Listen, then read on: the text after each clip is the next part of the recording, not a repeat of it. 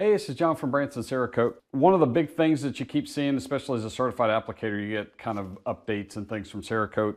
And one of the, I guess, the latest projects and the big things that have come out in the last few months is golf club. I haven't done any yet. No one's asked me to do any, no customers or anything.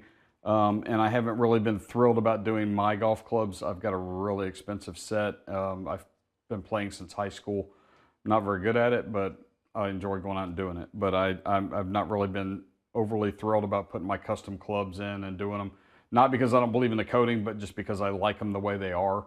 So I found these at an actual thrift store. They're just beater clubs. And what I want to do is just do something, that way we have like a table display. I've already prepped the golf club as far as degreasing, sanding. I removed the handle or the grip.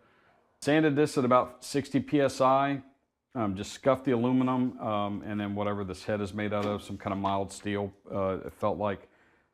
Just got it scored up really good so that it's ready for the coating, and we're going to go from there.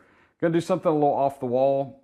I'm going to probably coat this in Hunter Orange to start with, and then I will tack this out in the oven, tape off the shaft, and then lay on, I think, our Malware hazmat symbol on the head, and then spray zombie green over that, probably battle wear it a little bit, and then bake it hard and then spray clear coat over it, since it's just going to be basically a display. And my thought was this will look like kind of a zombie killer golf club. So I do stuff a little bit crazy when it's something that's mine and I can kind of get funny with it. So that's what we're going to do, and we'll go from there.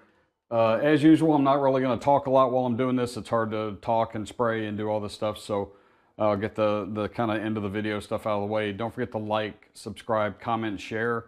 And see us at Branson Cerakote for all your stencil needs, including the Malware stencil we're going to put on here.